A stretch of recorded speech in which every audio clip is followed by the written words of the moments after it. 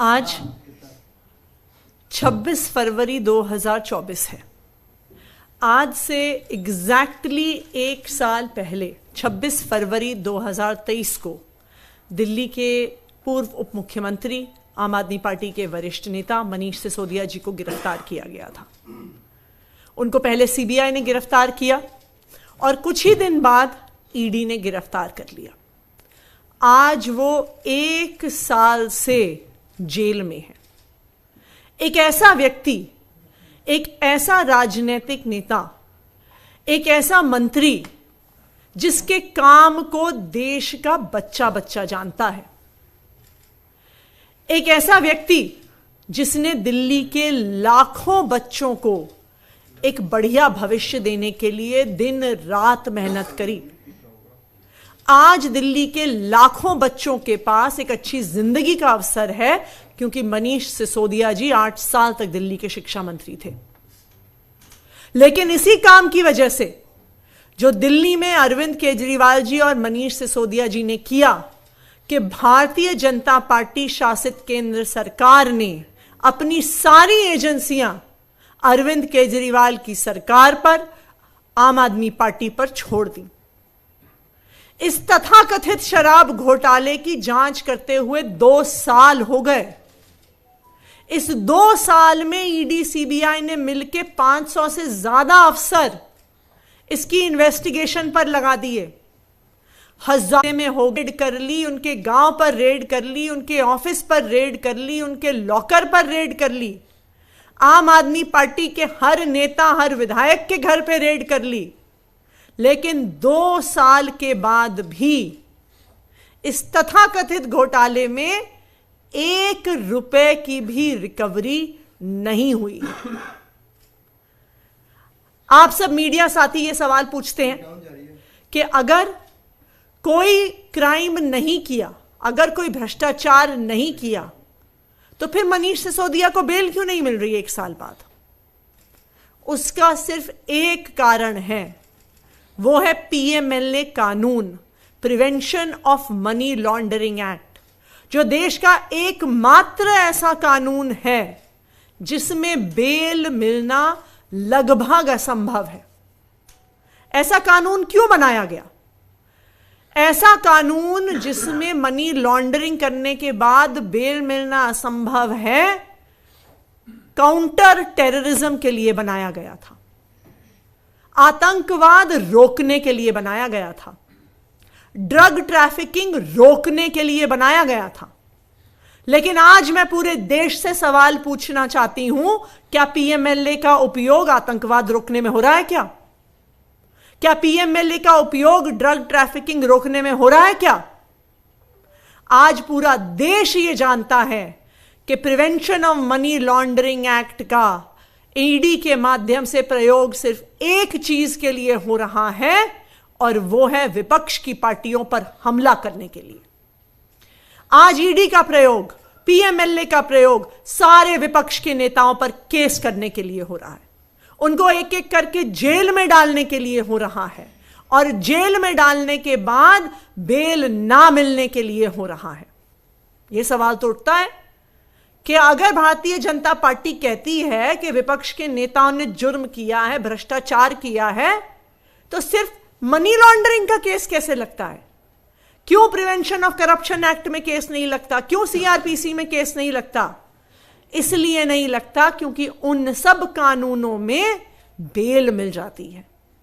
तो आज विपक्ष पे हमला करने के लिए, इस देश के लोकतंत्र पे हमला करने के लिए विपक्ष की सारी पार्टियों के सभी नेताओं केस हो रहे हैं।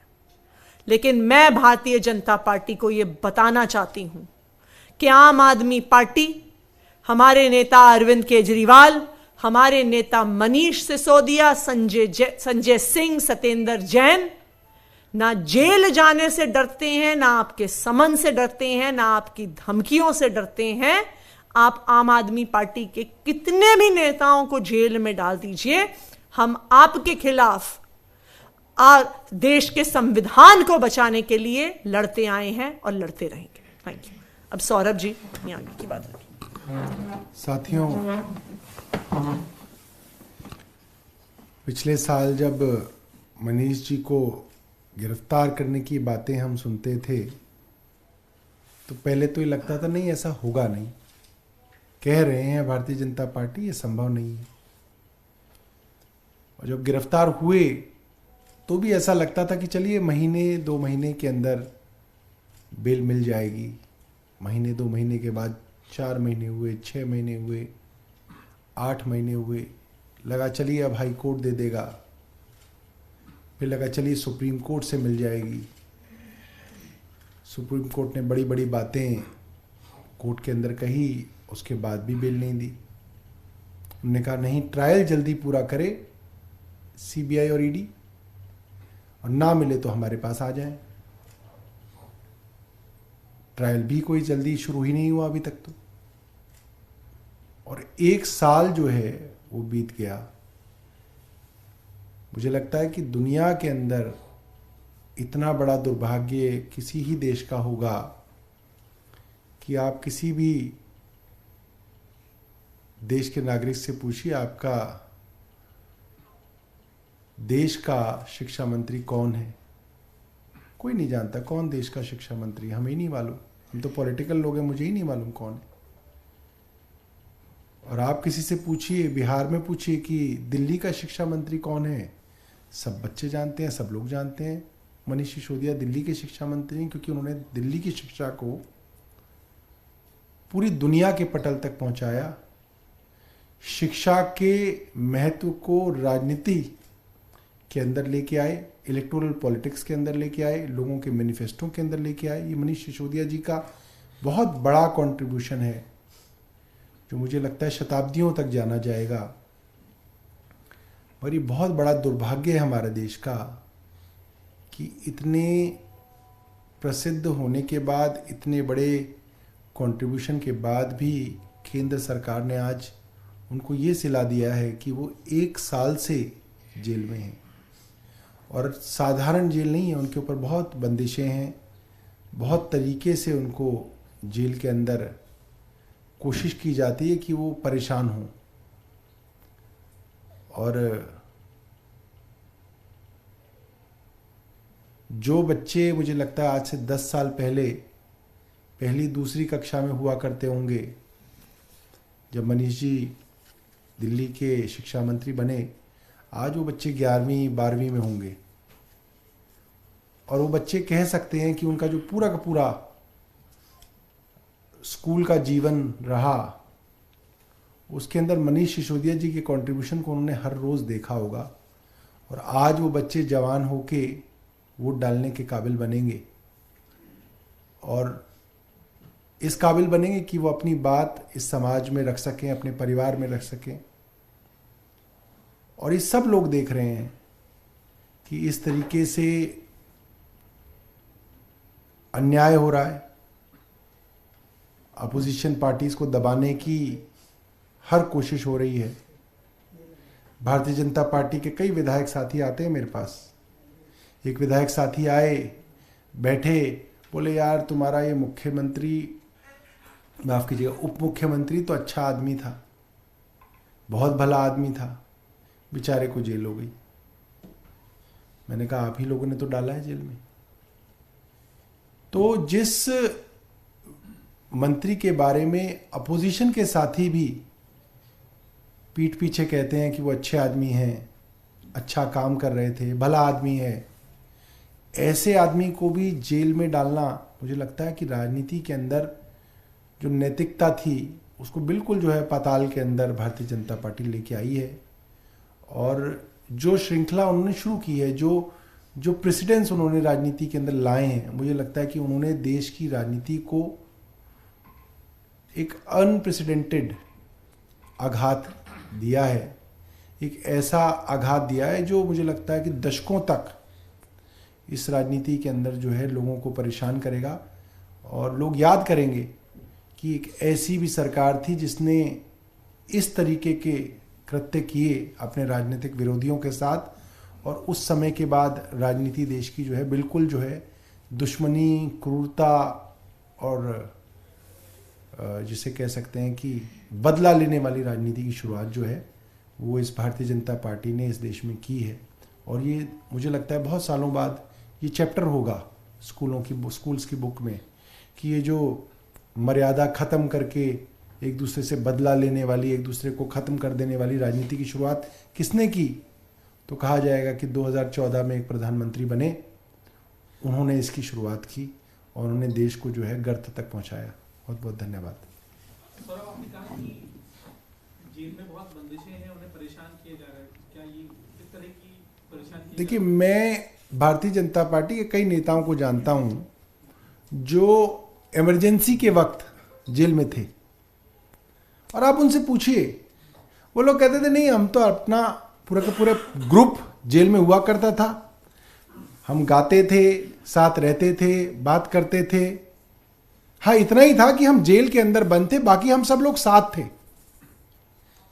आप लालू प्रसाद जी के एक भाषण को सुनिए संसद में, वो कहते हैं अडवाणी जी के बारे में कि अडवाणी जी, हमने आपको जेल में डाला था, मगर हमने सिर्फ आपको हाउस अरेस्ट किया, और फोन करके पूछते थे कि अडवाणी जी कोई तकलीफ तो नहीं है। ये भाषण संसद के अंदर लालू जी ने दिया, अडवाणी जी बैठे हुए सुन रहे हैं। अगर झूठ कह रहे होते तो भारतीय जनता पार्टी खड़े होकर बोलती कि नहीं लालू जी आप झूठ बोल रहे हो। तो इतनी मर्यादा इस देश में इमरजेंसी के समय में भी रखी गई, और लालू प्रसाद यादव और भारतीय जनता पार्टी की दुश्मनी तो सब जानते हैं, राजनीतिक दुश्मनी, उसमें भी यह मर्यादा रखी गई। मगर जिस तरीके से मनीष सिसोदिया जी को अलग रखा जाता है, बातचीत कर, बहुत सारी बातें मैं यहाँ पे जो कहूँगा तो क्या है कि उससे क्या है, जो जेल के अफसर हैं उनके ऊपर और ज़्यादा सख्ती होगी कि साहब आपने ऐसा कह दिया, आप हमारे लिए तो ये हो गया। मगर जिस तरीके से एक सामान्य कैदी को जो है सहूलियत होती हैं, वैसी सहूलियत भी जो है वहाँ पे नहीं है। एक सामान्य कैदी को इतनी तो सहूलियत होती है कि आपके आसपास के लोगों के साथ आप आराम से बैठ सको, बात कर सको। अगर आप ही के लोग जेल के अंदर हैं, आप संजय सिंह भी अंदर हैं, मनीष सिसोदिया भी अंदर हैं, आप क्यों नहीं उनको एक ही सेल में रख दें, कम से कम आपस में बात तो कर सकते हैं। मगर एक तरीके की क्रूरता है कि संजय सिंह को ऐसे सेल में रखो, उनको दूसरे सेल में रखो, उनसे कोई कैदी ज्यादा बात करे तो उसके ऊपर जो है पेच टाइट किया जाए। ये सारी की सारी चीजें जो है, मुझे लगता है जब मनीष जी कभी बाहर आएंगे तो वो लिखेंगे अपनी किताब में, संजय सिंह बताएंगे कि क्या क्या किया जा रहा है।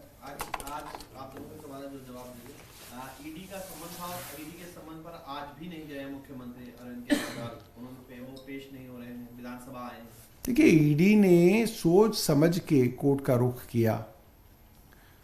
जब ईडी खुद ही कोर्ट चली गई तो मुझे लगता है न्यायालय के फैसले का इंतजार ईडी को करना चाहिए।